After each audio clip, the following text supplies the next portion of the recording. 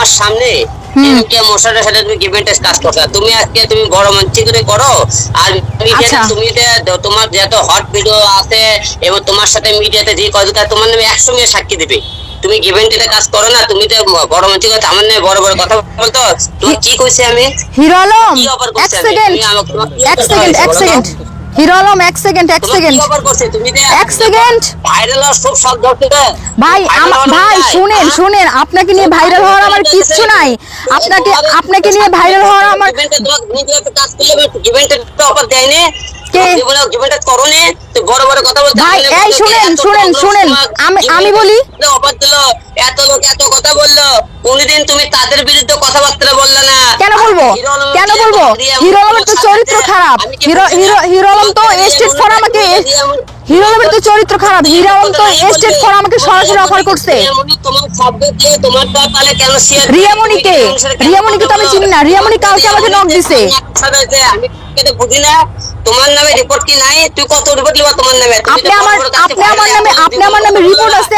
এই শুনেন হিরো আলম বলে কথা বলতে মন চাইতেছে।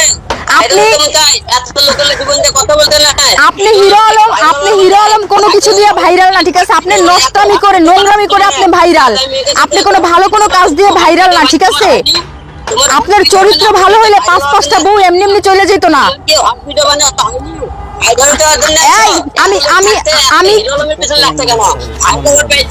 আপনি প্রমাণ নিয়ে কথা বলেন, আমার সামনে এসে কথা বলেন। আপনি আমার কোনোদিন জীবনে খারাপ কথা বলছো?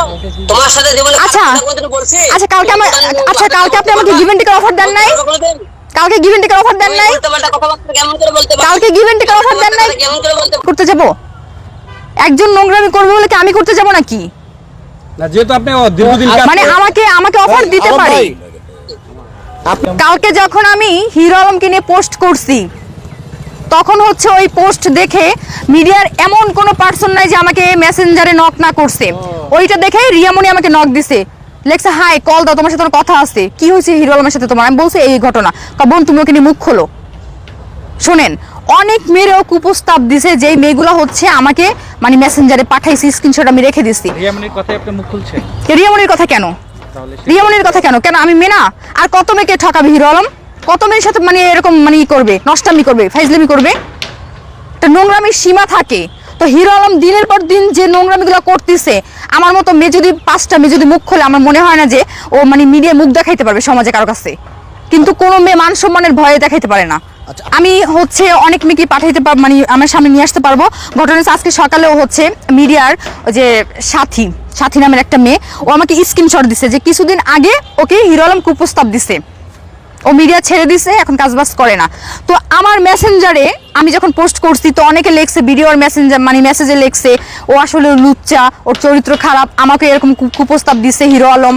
এগুলো কমেন্ট অনেক আছে ভাই, আপনারা চেক দিলে পাবেন। নিশির কাছে আছি, নিশি যেই তথ্য প্রমাণগুলো তুলে ধরেছে, এটা কি কতটুকু বাস্তব? নিশির সাথে একটু কথা বলেন, আমরা লাইনে আছি, সবাই লাইনে আছে। হ্যাঁ হ্যালো, হ্যাঁ বলো।